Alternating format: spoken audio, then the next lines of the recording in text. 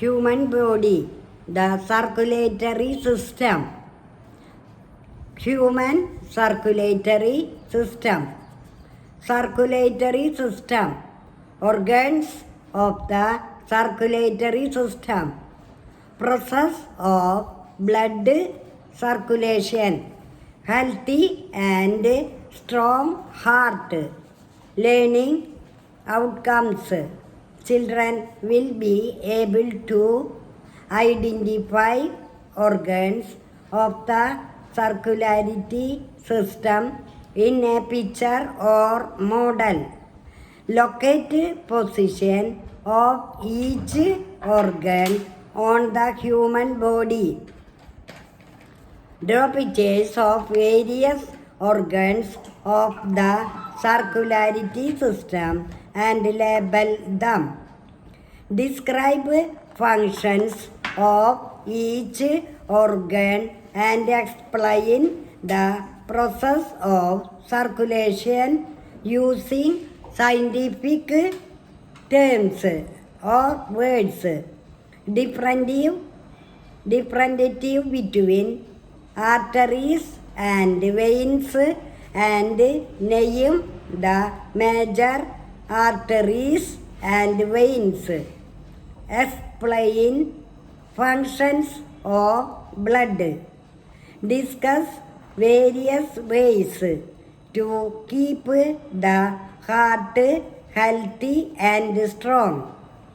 Do simple yogic exercise to keep the body strong and healthy. Under the guidance of expert or teacher,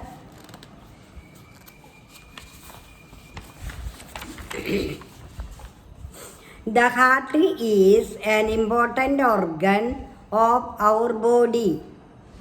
It pumps blood which is circulated throughout our body by the blood vessels. Let us discuss about this circulatory system in details. Circulatory system. The circulatory system is responsible for transportation of oxygen, nutrients, water and metabolic wastes in our body. It is an organ system which circulates blood through a network of blood vessels. Following are some functions of circulatory system. It transports nutrition and oxygen to all parts of our body. It regulates the body temperature. It transports waste products to the excretory.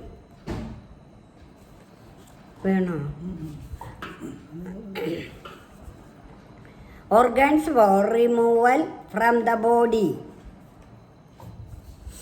It protects body from infections and germs. It helps in blood clotting and prevents excessive blood loss in case of an injury. To feel your heartbeats, place your palm on your chest or of your friend. What do you feel? You feel that the heart is beating with a regular rhythm. Now place your ear on the chest of your friend. What do you hear? A distinct sound is heard. It is called heartbeat. Organs of the circulatory system. The circulatory system consists of three parts: heart, blood vessels and blood. The heart. Have you ever felt your heart beat? Human heart is a muscular pumping organ. It is located in the chest cavity slightly towards the left, enclosed in a sac. The adult human heart is about the size of a fist. It is protected by the rib cage. The heart is built like a double-story house with 2 chambers in each story. On the lower side, there are right and left ventricles, and on the upper side, there are the right and left auricles.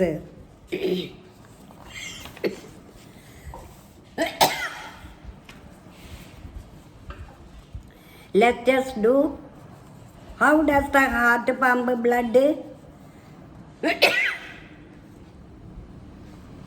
Make a fist.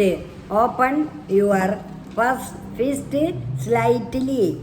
This is expansion. Then squeeze is closed. This is a contraction. Open and close your first again and again. This is how our heart pumps the blood. The blood vessels. The blood is carried to different parts of the body through a network of tubes called blood vessels. Blood vessels, artery, vein, capillaries. There are 3 types of blood vessels: arteries, veins, and capillaries. Arteries are thick-walled blood vessels which carry blood from the heart to all parts of the body. They carry pure or oxygenated blood. Veins are the thin-walled blood vessels which carry blood back to the heart. They bring back the impure blood loaded with waste products. Capillaries are very thin blood vessels. A network of capillaries forms the connection between the arteries and the veins near a tissue. Blood. Blood is a red-colored fluid flowing inside blood vessels. It consists of a liquid part called plasma and the blood cells. Plasma. It is the fluid part of the blood that carries nutrients and waste products.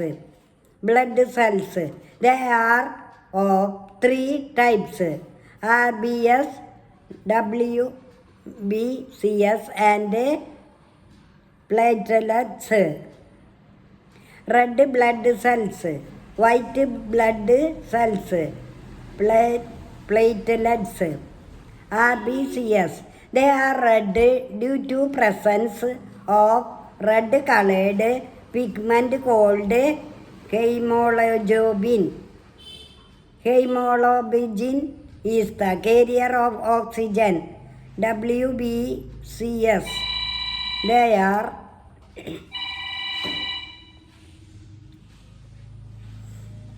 white-colored blood cells. They play an important role in fighting infection and destroy germs. Platelets. They help in clotting of blood whenever there is an injury. Thus, they prevent loss of blood from the body.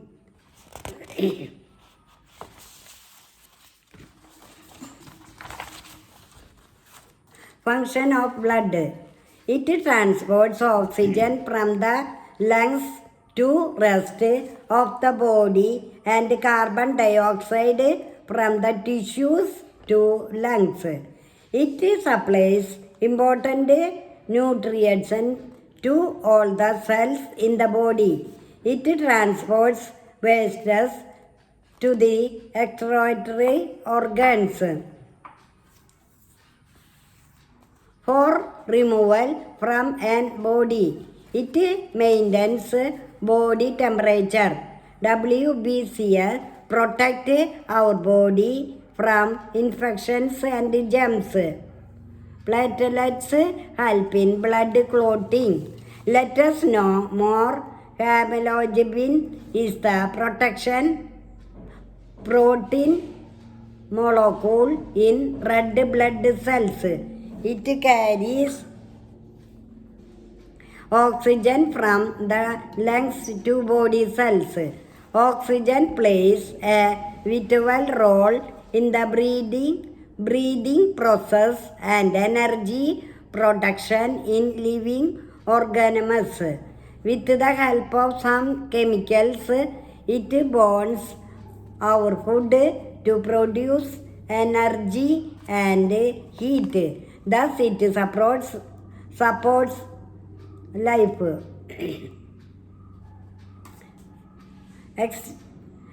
Process of blood circulation. Blood circulates in our body by the pumping action of the heart. Observe the picture below and see how blood circulates in our body. Exchange of gases takes place in the legs. The heart pumps carbon dioxide rich blood to the pulmonary artery that carries it to lungs. Vena cava is the main vein that brings impure blood to the right auricle of the heart. Veins carry carbon dioxide rich blood from different body parts to vena cava. Pulmonary vein carries oxygen rich blood from the lungs to the left ventricle of the heart. The heart pumps the oxygen rich blood to the aorta. Aorta is the primary artery to supply blood to whole body. From the aorta, the blood moves to different arteries to supply pure blood to all parts of the body. Heartbeat and pulse. The heart muscles regularly contract and relax to maintain the circulation of blood. Each rhythmic contraction and relaxation produces a throbbing sound which is called heartbeat. In a resting adult human being, heartbeat varies from 70 or 75 beats per minute. In children, heartbeats 90-100 times per minute. Heartbeat increases when do some physical activities such as running and cycling. With each heartbeat, blood flows in the arteries under high pressure. This causes throbbing movements in the arteries called pulse. Thus, pulse is the rhythmic beating the arteries caused by heartbeat. Pulse rate is exactly equal to the heartbeat. Pulses can be felt in the wrist and neck. You must have seen a doctor using a stethoscope to count the heartbeat or pulse. Let us do. To feel the pulse rate, place your two fingers on the wrist of your friend in line of his thumb. Wait for some time and note down what you feel. A throbbing is felt under the fingers. This indicates that some liquid is flowing underneath your finger with a jerk. In fact, when a physician holds your wrist, it counts the number of jerks he feels in a minute. Teachers note. Encourage and help students to feel the pulse rate placing fingers on their wrist. Let us know more. Aorta is the primary artery that supplies oxygenated blood to all body. Superior vena cava and inferior vena cava are the primary veins that carry deoxygenated blood from the whole body to the heart. Healthy and strong heart. All of us know that our heart works continuously.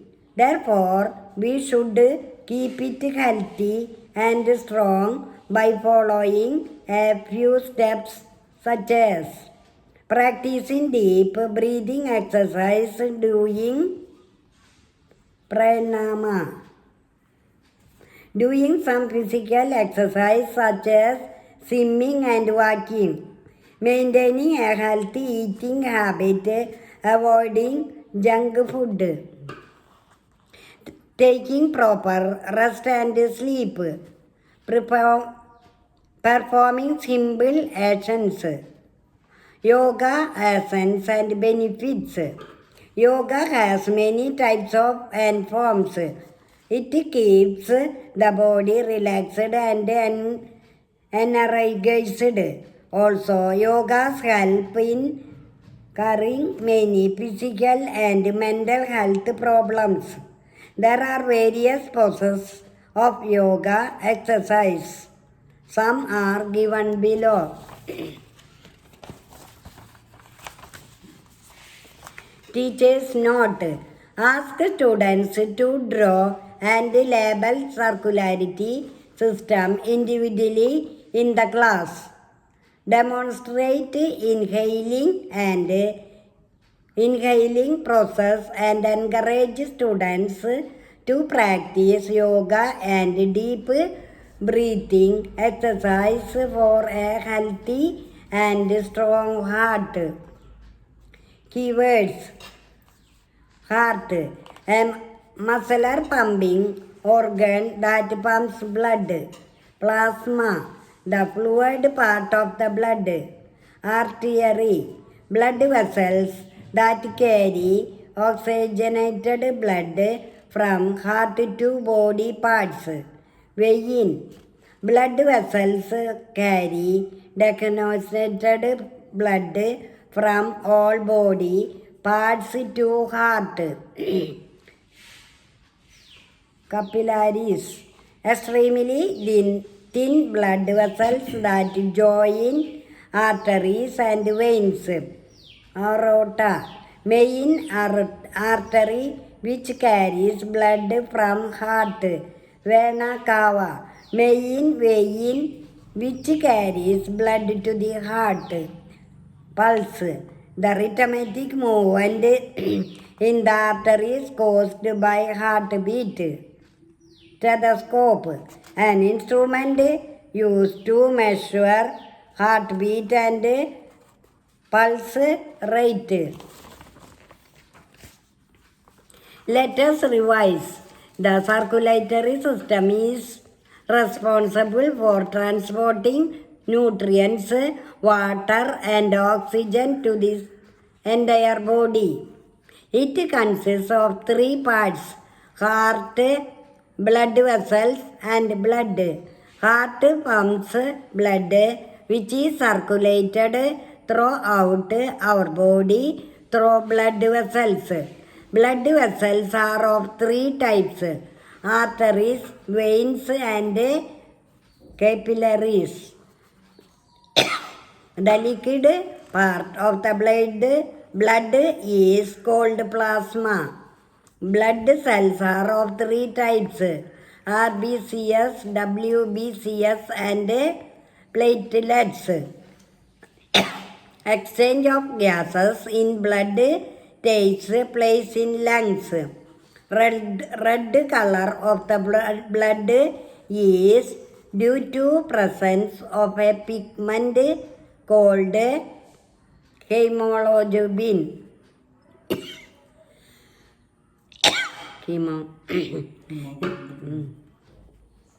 The heart muscles rhythmically contract and expand, producing a sound called heartbeat.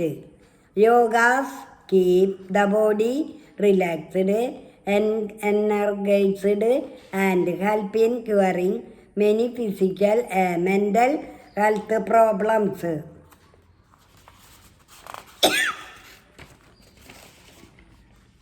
Human skeletal system. Human body. The skeletal system. Bones and muscles in human body. Importance of good posture and exercise. Bones and joints in human body. Care of bones and muscles. Learning outcomes. Children will be able to identify major bones of the human body and name them. Draw diagrams of major bones and name them. Describe functions of major bones of the human body. Locate major joints of the human body and discuss their functions. Draw diagrams of the shoulder and knee joints and identify their location in the body. Give examples of their kinds of joints in the human body. Identify food items that are calcium rich. Following simple exercise to make bones and muscles strong.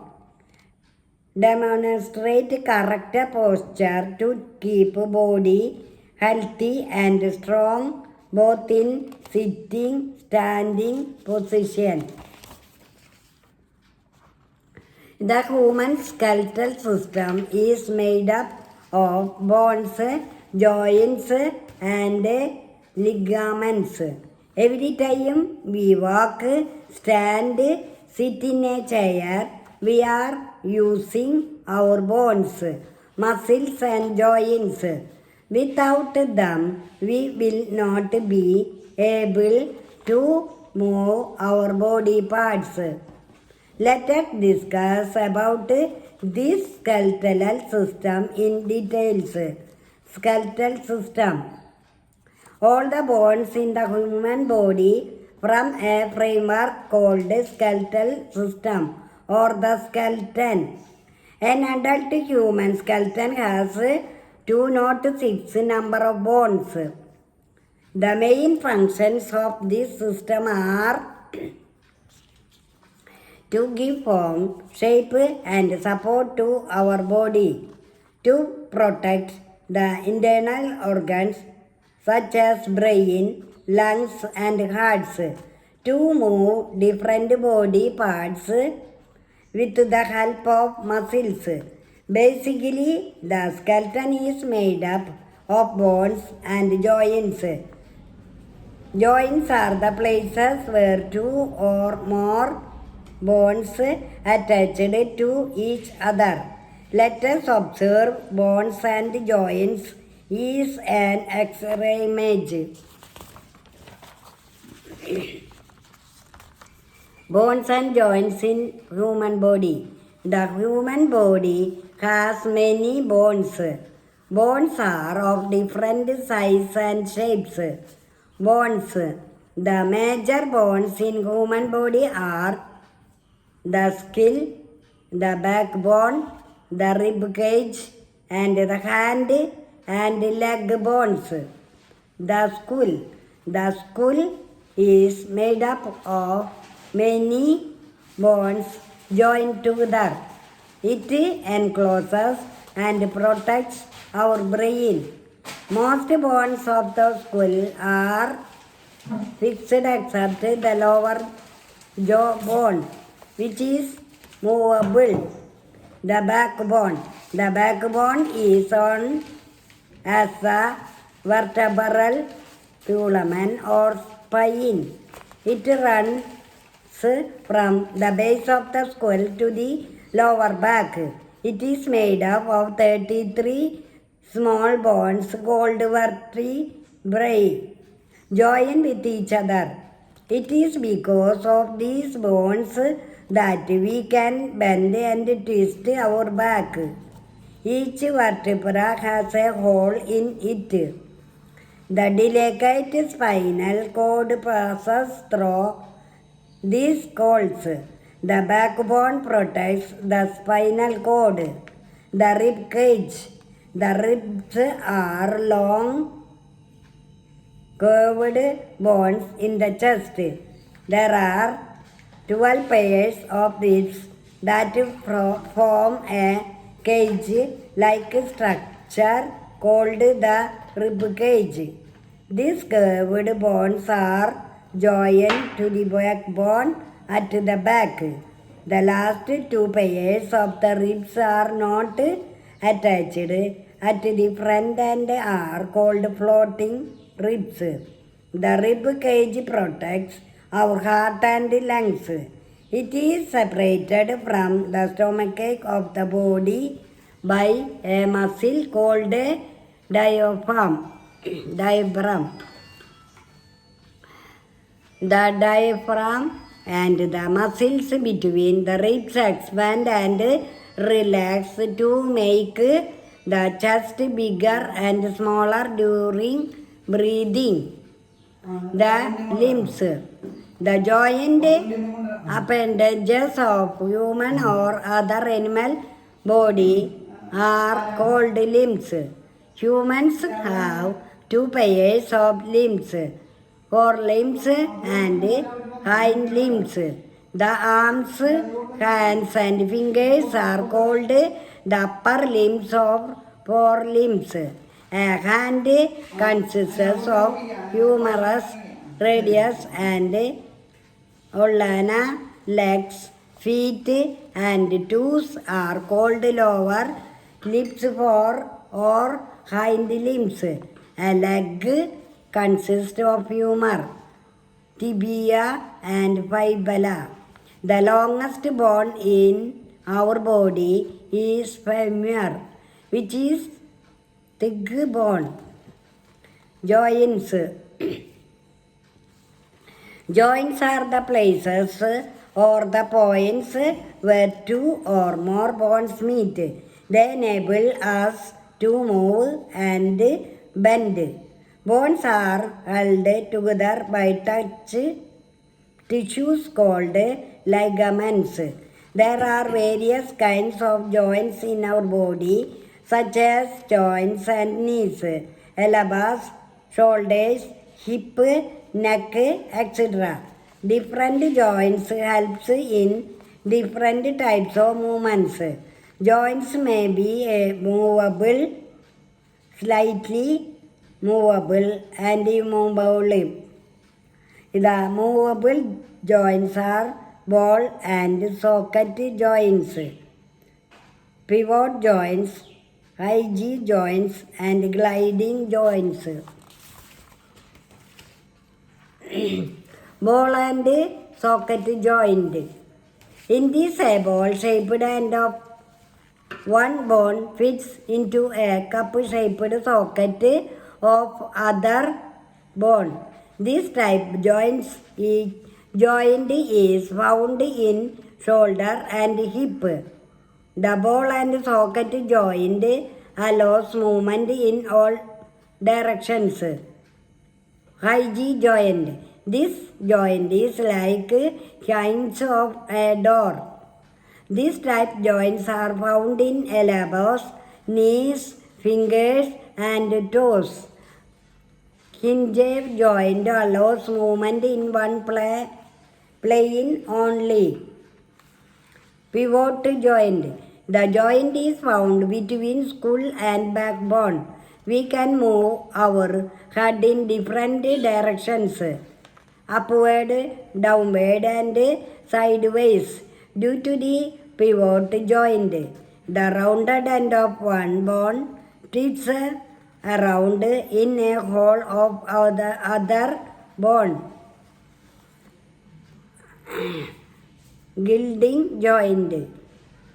The joint is found in ribs and knuckles where bones can side over each other. This type joint is also found in the backbone. Hinge joint. The joint is like hinges of a door. These type joints are found in elbows, knees, fingers, and toes. Hinge joint allows movement in one plane only. Let us know more. A child has more than 300 bones in this body. As he grows up, some of the bones fuse. Bone marrow is a soft, spongy, and flexible fatty substance inside some of our long bones, such as thin bones. Almost a half of human bones are found in the lips. Let us do to make a model of human skeleton. What you need? A new plastic sticks or straws, glue, scissors, and for drawing sheet. What do? Take a drawing sheet and make a round-shaped skull. Arrange the sticks below the skull as shown in the picture. Cut the sticks as per your need. Glue the sticks on the drawing sheet. Let us know more. Farmers use bone meal in garden and fields to improve growth and development of plants. The bone meal is made by crushing animal bones into fine powder. It contains minerals that enrich the soil for plant growth.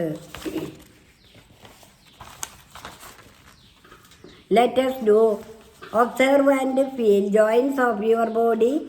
Bend your body parts in different directions. Observe and feel various types of joints in shoulder, elbow, knee, ankle, etc. Identify the types of joints and the type of movement they allow. Note down your observation in a sheet. Muscles in human body. The bones cannot move by themselves.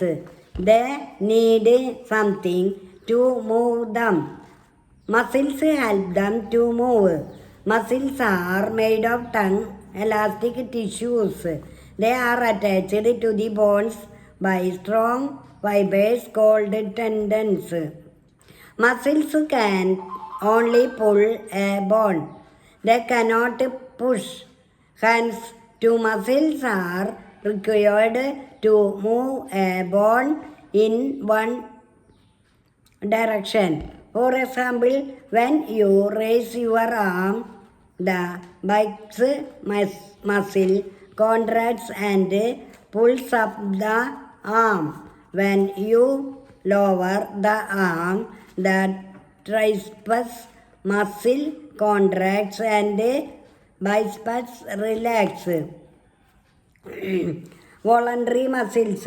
Muscles which are attached to our skeleton are called voluntary muscles or skeleton muscle. These muscles are under our control. These muscles are present in our arms, hands and legs. Involuntary muscles. These muscles are not under our control. They are also called as smooth muscles. For example, the muscles of the stomach are not under our control. They are controlled by the brain and the spinal cord. Cardiac muscle. Our heart is made up of cardiac muscles. These muscles are not attached to any bone. These muscles are also involuntary and work throughout a person's life. Care of bones and muscles. To keep our bones strong, we should take food rich in calcium and phosphorus such as banana, milk, meat, fish, dairy products, oats, spinach, broccoli, etc., egg, etc. We must also do some exercise or yogasanas. These activities help in keeping our bones and muscles in a good shape. We must maintain good posture while sitting, standing, etc. Vitamin D helps bones to absorb calcium from the food that we eat. Exposing skin to morning sunlight helps to synthesize vitamin in the body. Gives graceful appearance to our body. We must always sit straight. We must always stand straight and walk upright. A good posture keeps our body in proper shape. It helps us stay healthy and makes us look smart. Exercise. Regular exercise helps to keep our muscles in good tone. It helps to keep the bones strong and helps the lungs, heart and blood vessels to function properly. Exercise has a beneficial effect on the way fats and carbohydrates are used by the body. Exercise also helps the nervous system by supplying extra blood to the brain. Outdoor games are good for the wellness of our body and mind. Teacher's note. Ask students to identify their own bones. Help them identify different types of joints in various types of body movement. Encourage them to do stretching exercise and help them understand the importance of yoga and exercise. Demonstrate different good postures and ask students to follow them in their day-to-day activities. Skeleton, a framework of bones. Joints, the place where two or more bones meet. Spine, the backbone of a human body. Ribs, curved bones in the chest. Limbs, joint appendages in the human body for movement. Ligaments, tissues by which bones are held together.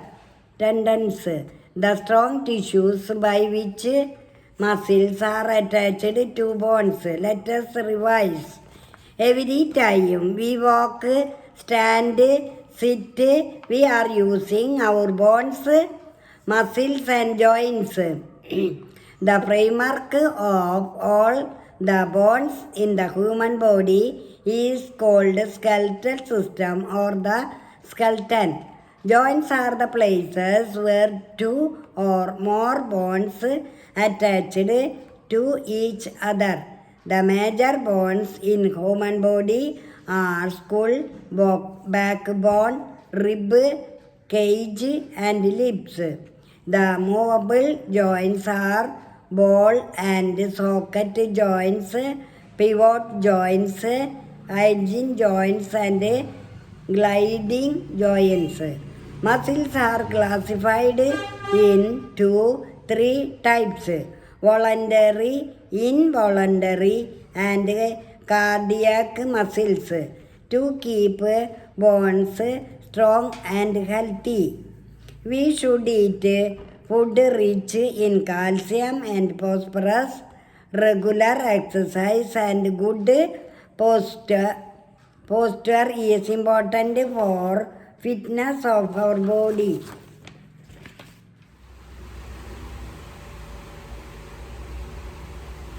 Selection of social studies curriculum. Significance of curriculum. Curriculum is the pivot and the hub around which all activities in the school revolve. It is the sum total of experiences that the child receives in and outside the classroom through the study of different subjects, through community relationships, through library, workshops, sports, games, etc. It is a means of enabling the child to adjust himself to his environment. It is the warp and woof of the process of education. Curriculum in social studies is that part of the school curriculum which includes subjects, matter, and activities that enable the child to acquire an understanding of human relationships, knowledge of the environment, dedication to the basic principles and values of the society, and a commitment to participate in the process through which the society is maintained and improved. Social studies as core curriculum. Social studies is to serve as core curriculum which is evolved as a part of efforts of the forward-looking educators to develop a more functional and significant program of general education for all young children. It is intended to provide the irreversible minimum regarded as necessary to everyone to be able to understand the modern society and live effectively in it. It is intended to equip the student with the fundamental and foundational knowledge for social living. It is similar for everyone, whatever future place in life the student choose to make and take. The primary purpose of the core curriculum is to let a person become a good human being, first, and good artist, doctor, engineer, technician, scientist, etc. afterwards. Social studies are core curriculum aims at enabling a child not only to adjust himself but also to improve his social, cultural, and economic environment in active cooperation with others. Social studies curriculum may be considered as a tool in the hands of the artist, social studies teacher, to mold his material, the pupil, in accordance with the nature of the society and child in his studio, the school. Traditional social studies curriculum. It was considered as a bundle of subjects.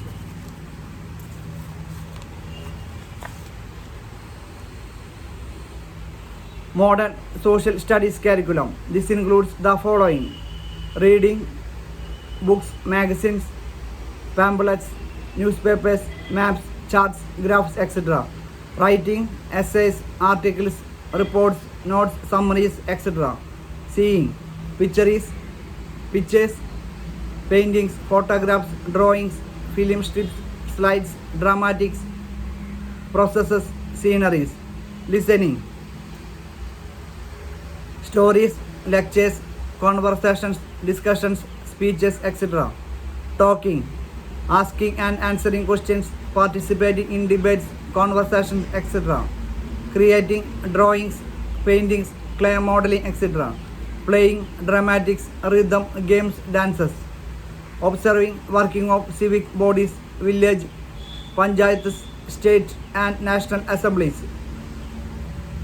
Practicing map drawing, chart making, graph preparing, civic skills, farm operations, tool, etc.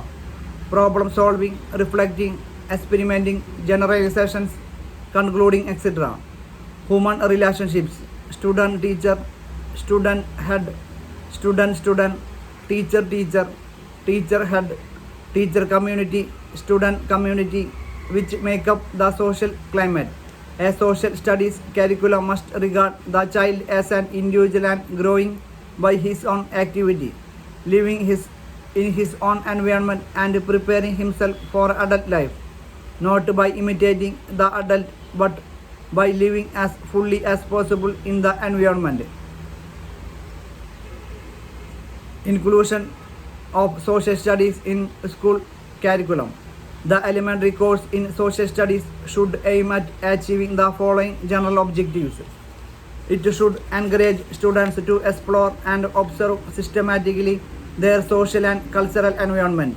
It should help school children to understand the evolution of the community around them. This may be done by tracing mainly the different forces and influences that were and are still at work. It should invite pupils to find out and collect for themselves more and more relevant facts about the different problems that confront them. This should serve as a basis on which they could form, as they grow, an objective judgment on various issues which arise in their daily lives. It should provide the young with numerous opportunities for group work as part of their learning process. This may include activities such as discussing and solving their problems collectively, and also planning and executing different projects in a democratic atmosphere. All this should result in giving them enough practice in discipline and cooperation that are implied in self-government. It should kindle among the growing citizens of tomorrow a passion to truth and social justice. The social justice should, however, also cover respect for every individual, his views, worth and contribution. It should make children conscious of their rights and duties in a democratic society and encourage them to undertake responsibilities. Its purpose is to enable them to contribute their best to the well-being of the society as a whole.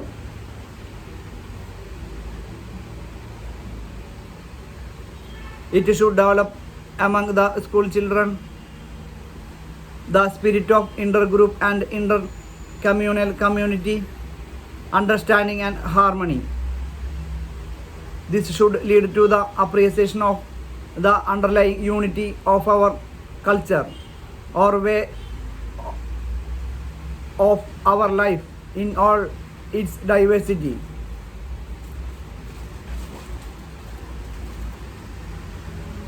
It should foster a sense of true patriotism in every child.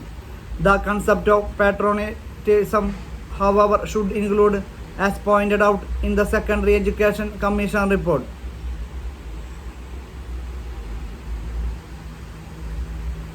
a sincere appreciation of the social and cultural achievements of our country as a whole, both in the past and at present, a readiness to recognize our weakness frankly and to work for their eradication, and an earnest resolve to serve the country to the best of one's ability, harmonizing and subordinating individual interests to broader national considerations. It should lead the students to appreciate the contributions of different cultures groups of individuals which have helped the advancement of our present day civilization on a global scale. The purpose of it is to impress upon the growing citizens of tomorrow that patriotism needs to be supplemented by a lively realization of the fact that we are all members of one world and must be prepared to discharge the responsibilities promoting international understanding, cooperation and peace.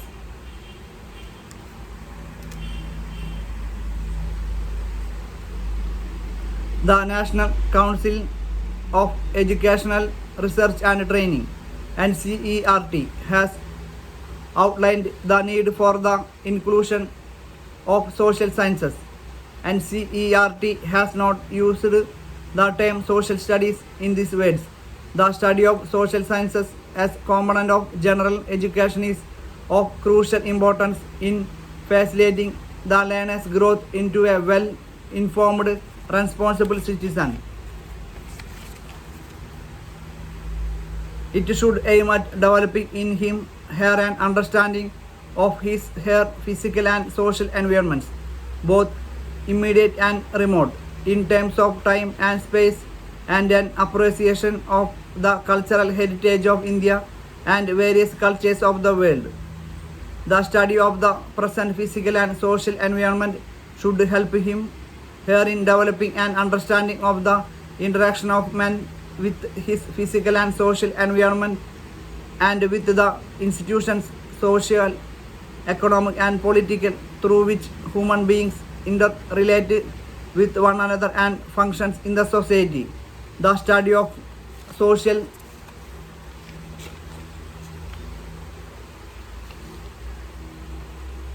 sciences should also aim at enabling him to see the present in the perspective of past developments.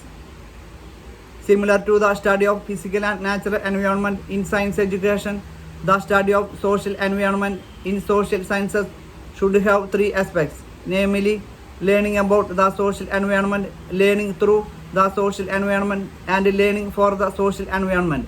This would mean that a pupil will learn, for example, about the social customs, cultural heritage, history of society, etc. through observation, exploration, and scientific study of social phenomena and events,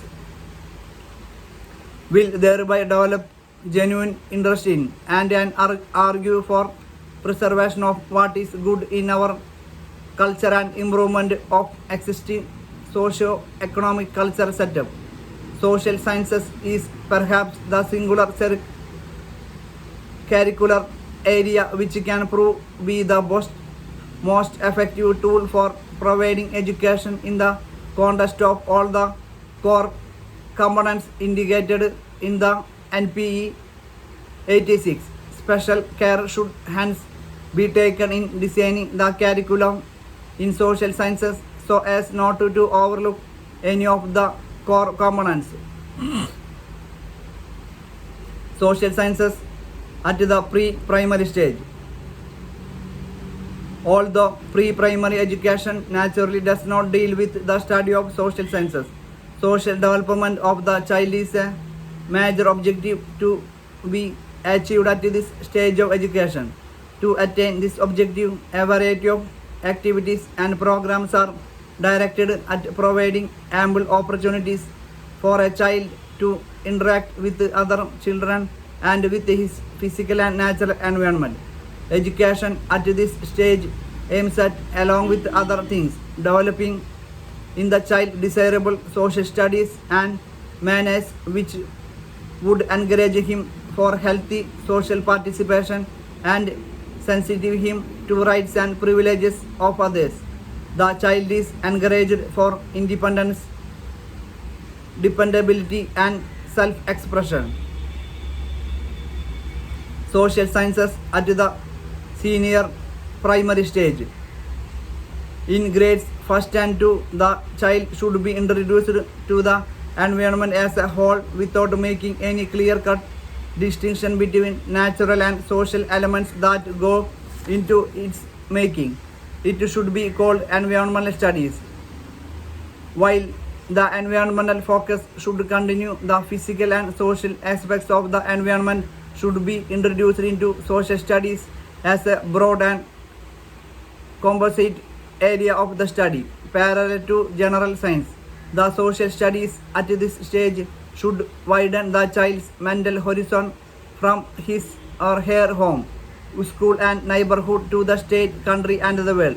Stories and narratives about major aspects of our cultural heritage and great personalities, events and developments have that acted as major influences in shaping the life of man in India and elsewhere may also be a part of the curriculum.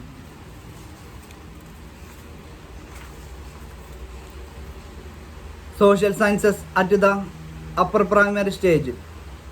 At the upper primary stage, the study of social sciences should comprise the study of history, geography, civics and contemporary issues and problems. The learner at this stage should be initiated into the study of India's past in all its major aspects such as social, cultural and scientific development. He or she should also be helped to appreciate diversities in ways of living and interdependence of various religions of India and the world. He or she should know the civic and political institutions and understand contemporary social and economic conditions and problems. Social skills and civic competencies and a national perspective would thus equip him or her to participate in the task of social and economic reconstruction. Social sciences at the secondary stage. At the secondary stage, the study of social sciences should comprise elements of history, geography, civics and economics to promote an understanding of contemporary India. He or she should be introduced to the stages of development of human civilization and to the historical forces and factors that have shaped the modern and the contemporary world. His or her understanding of contemporary historical perspective of India's heritage and the struggle for freedom should be enhanced. The other social sciences subjects should help him or her understanding Indian society, polity and economy and the social, economic and political challenges facing the country. The study of social sciences at this stage should also developing his or her understanding of contemporary world problems of India's role in relation to problems like world peace and international cooperation, decolonization and safeguarding of human rights.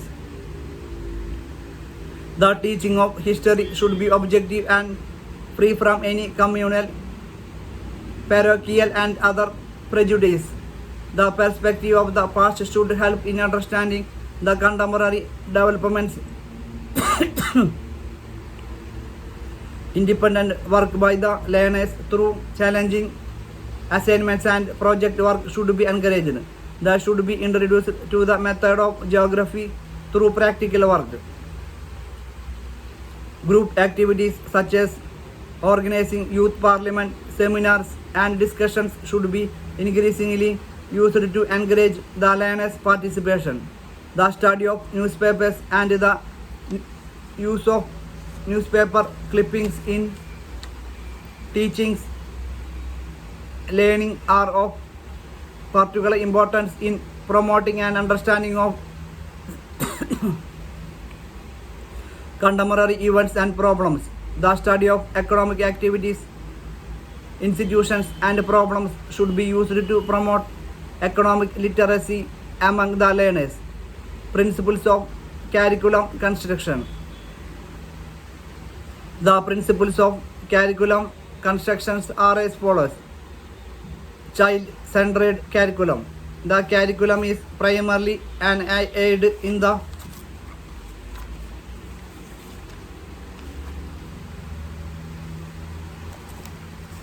process of adjusting the child to the environment in which he will have to organize his activities later. This process of active mutual adjustment in which the child and his world act and react on each other goes on spontaneously from the very beginning of the child's life, long before he comes to school, and continues throughout his life. In the course of this mutual interaction, the child begins to gain experience of various kinds: social, geographical, historical, manual, mathematical, and so on.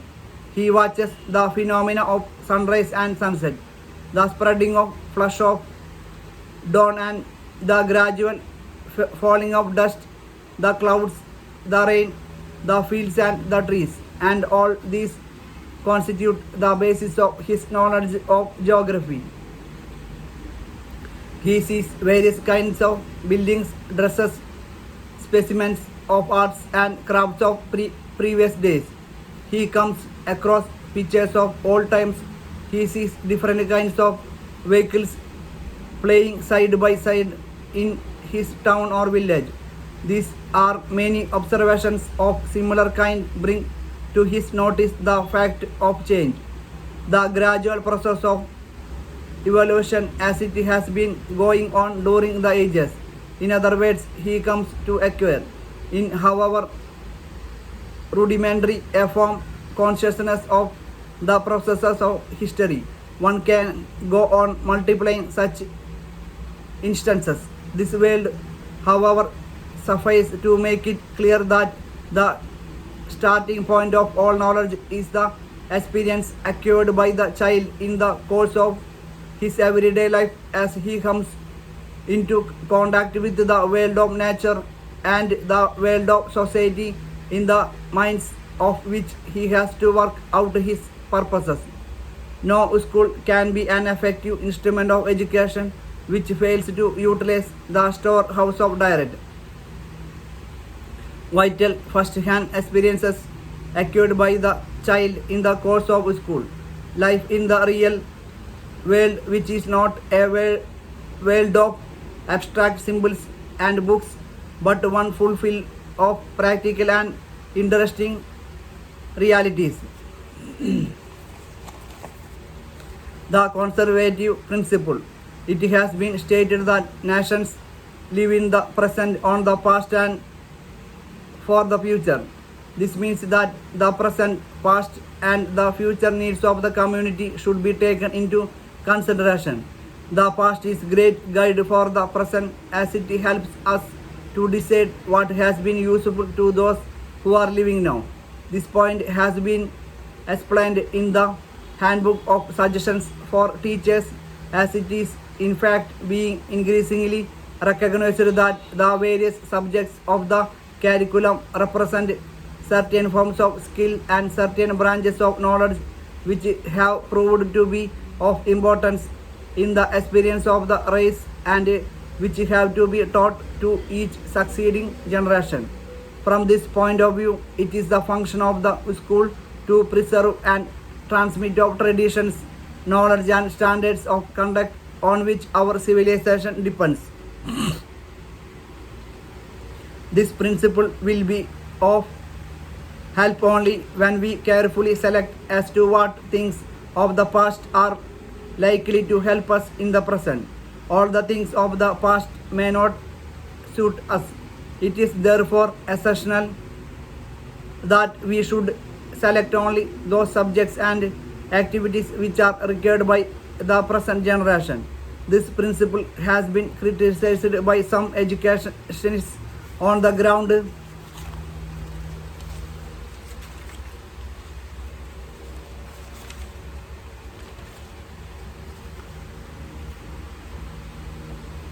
that it looks to subjects and not to the pupils. It is contended by its antagonists that in these days, when it is accepted that education and schools and therefore curriculum should be child-centered, this principle does not take us very far. It may be replied to such critics that do To condemn everything of the past is not a sound policy, and especially in a country which has had a glorious past and which showed the path of knowledge to other countries. Another point to be stressed is that there must be a base to stand upon, and if the base is durable, it must be accepted. Thirdly, it would be wrong to say that in the past the child was entirely ignored. However, as stated above, the principle of selectivity should be adopted in the selection of the curriculum on the basis of the past. The forward-looking principle. While discussing the previous principle, we have pointed out that in the present, future needs and requirements of the community should be given their due place. Children of today are the future citizens of tomorrow. Therefore, their education should be such as enables them to be progressive-minded persons. Education should give them a foundation of the environment where change is needed. The creative principle. In the curriculum, those activities should be included which enable the child to exercise his creative and constructive powers. The objective of education is to discover and develop the special interests, tastes, and aptitudes. Raymond says the first promptings to any one of the intellectual interests may fade away and become practically irrevocable unless opportunities be then and there forthcoming. None of the child's native gifts should escape our notice and so perish of inanition. In a curriculum that it is suited to the needs of today and of the future, there must be definitive bias towards definitive creative activities. The activity principle. The curriculum should be taught in terms of activity and experience rather than of knowledge to be acquired and facts to be stored. Growth and learning take place only where there is activity, experience rather than instruction is to meet the needs of the various stages of the growth. In the words of John Dewey, the general movement is away from the old over-reliance on verbal instruction, formulated subjects and learning from books, and in the direction of more varied and many-sided individual activities in keeping with child's real interests. Playground shops, workrooms and laboratories not only direct the natural activities tendencies of youth, but they involve intercourse, communication and cooperation. Abbott and Wood report has also stressed the activity principle. It is vitally important that young children should not be required to sit still for long periods at a time. A young child needs rest, it is true, but he must play, he must explore, and he must be physically active if he is to derive a daily satisfaction out of his attendance at school. In short, he needs experience more than instruction.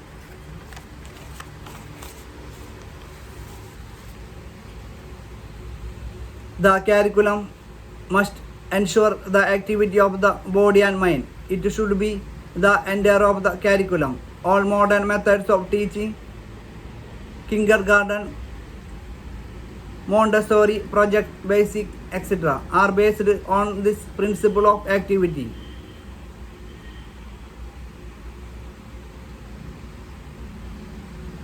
Principle of preparation for life. This is the most important principle in the construction of the curriculum. Education must equip an individual for life. Hence, curriculum must include those activities which enable the child to take his part effectively and amicably in the activities of the community when he becomes an adult. We have to prepare him in such a way that he is capable of facing the various challenges of the complex problems of the future. Principle of maturity. Curriculum should be adapted to the grade of the pupils and to their stage of mental and physical development. In the early childhood, wonder and romance predominate, so subjects and activities which present the elements of wonder and romance should be included at this stage. At the later stage, they are interested in practical things. So at the junior secondary stage, the curriculum should provide for practical problems. At the next stage, that is the senior secondary stage, students are interested in generalizations and accordingly curriculum should provide such activities. The child at this stage is keen to discover, to find out and discuss new facts. The curriculum should harness the advantageous spirit of the growing child. The experiences provided should be within the comprehension of the students. Principle of individual differences. Individuals differ in state, temperament, skill, experience, aptitude, innate ability, and in sex. Therefore, the curriculum should be adopted in individual differences. It should not be rigid. Principle of vertical and horizontal articulation. On the one hand, each year's course should be built on what has been done in previous years and at the same time should serve as basis for subsequent work. It is absolutely essential that the entire curriculum should be coordinated. Principle of linking with life. The community needs and characteristics should be kept in view while framing the curriculum. Principle of balance. The curriculum should be framed in such a way as every aspect of life. Economic relationships, social activities, occupations, spiritual life is given due emphasis. Principle of loyalties. The curriculum should be planned in such a manner that it teaches a true sense of loyalty to the family, the school, the community, the town, the province, the country, and the world at large. It should enable the child to understand that there is unity in diversity.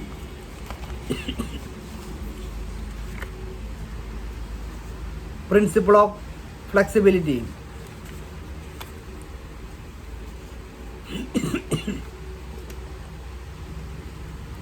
Curriculum should take into consideration the special needs and circumstances of the pupils. Curriculum of the girls cannot be identical with that of boys. The special needs of both the sexes should be given their due consideration. Principle of core or common subjects. There are certain broad of areas of knowledge, skill and appreciation with which all children must be made conversant, and these should be find a place in the curriculum. This is more important at the higher secondary stage where there are diverse courses. These subjects are to be common to all groups.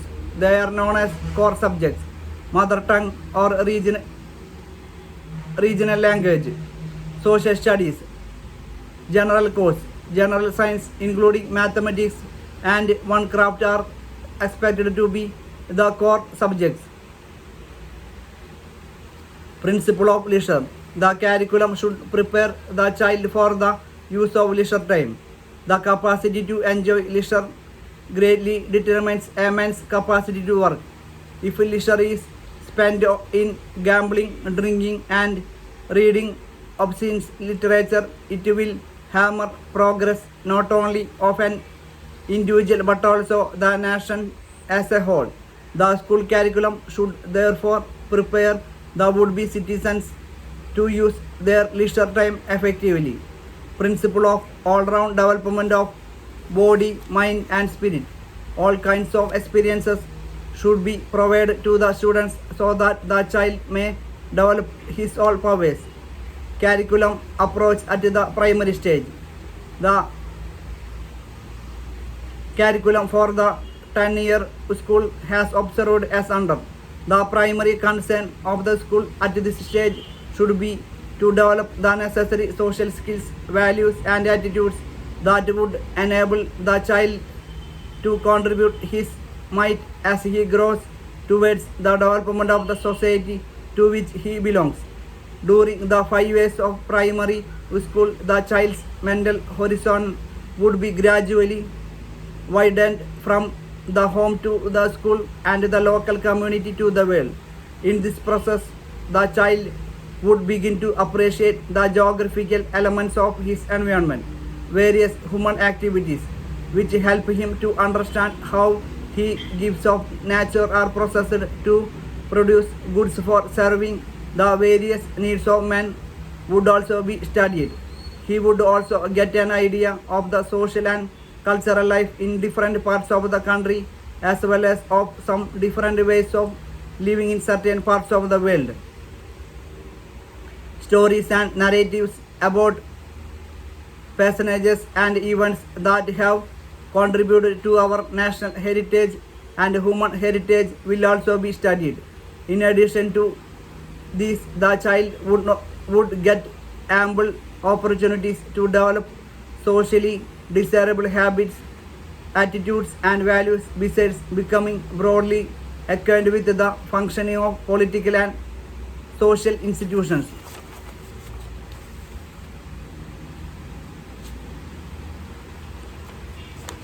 Curriculum approach at the middle stage. For the organization of content in social sciences comprising history, geography, civics and economics in the next 2 stages of school education, 3 different approaches can be visualized. History, geography and civics may be introduced as separate disciplines in the middle classes and carried over as such to high school classes, while economics may be introduced at the high school stage as a separate discipline. History and civics may form one group and geography and economics other group, and these groups may be introduced in these videos and carried up to next video. The contents of history, geography, civics may be identified and economics may be identified in an integrated manner for all the 5 years taken together. While the first 2 approaches are common today and do not need any elaboration, except that they contribute to the isolation of the disciplines amongst themselves and disciplines from problems or situations. In the third approach, it would be necessary to identify essential units in each subject into 2 cycles of 3 years and 2 years. The units thus identified for the first cycle of 3 years may be integrated and arranged sequentially between and within subjects in the form of common syllabus for social science. For the next 2 years of education, a similar exercise may be done, treating the earlier cycles as the base. Some old units may be taken at a gathered depth, while new ones may be introduced in each subject so as to lead to a slightly more advanced integrated syllabus in these subjects. While selecting units from individual subjects, care may be taken to preserve the general substructure of the discipline and include those facts and principles which are useful to a growing adolescent and serve as a base for a systematic study of the subject subsequently. The scope of different subject areas as visualized at the middle and the lower secondary stages here. Teaching of history. History at the middle stage should acquaint the pupils with the growth of Indian society from prehistory times to the present. It is necessary to change the emphasis from dynamic and dynastic history and the political details to social economic conditions and the growth of various aspects of culture in different parts of the country. At the same time, a broad perspective of the history of mankind as a whole should also be provided. The organization of the syllabus and the selection of the content may be based on what is known as the patch approach. In the light of the requirements of general education, it is not necessary to give a continuous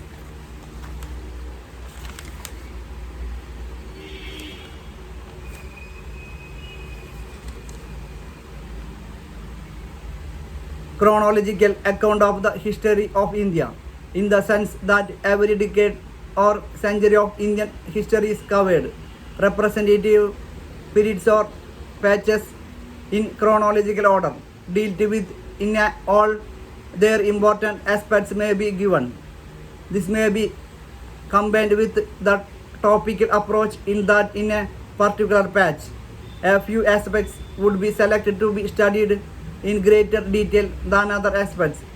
It is suggested that the class-wise distribution of the Indian history syllabus may be as follows: Ancient India's Medieval India, Modern India, along with this, which each of these major periods of Indian history.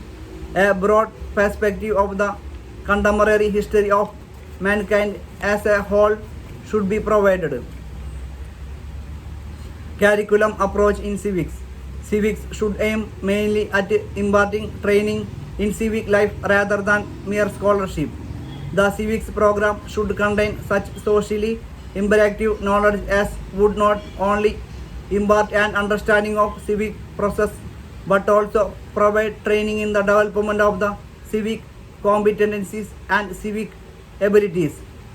This video envisages the study of local government and the Indian constitutions.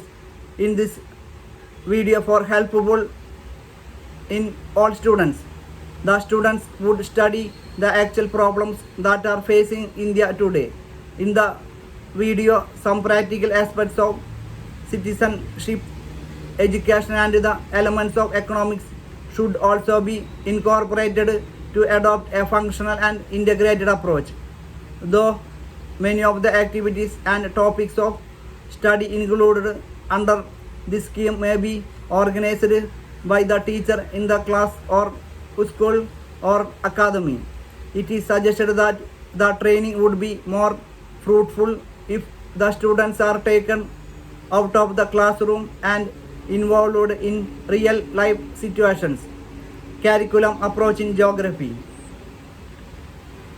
Geography at the middle school stages has to perform two distinct functions: introduction of the students to geography as a school subject so as to develop their interest in the same time, and reinforcement of values, attitudes and general understanding that would promote the objectives of citizenship education. Although these two functions have been listed separately, in practice they are not exclusive of each other. At the middle school stage, the course would necessarily be more descriptive and within the broad framework would concentrate on imparting knowledge about India in the context of the world, which we have to share with other pupils, characterized by their diverse ways of living. It should bring home to the pupils the interdependence of the various regions of the country and the world. They should begin to appreciate that very well.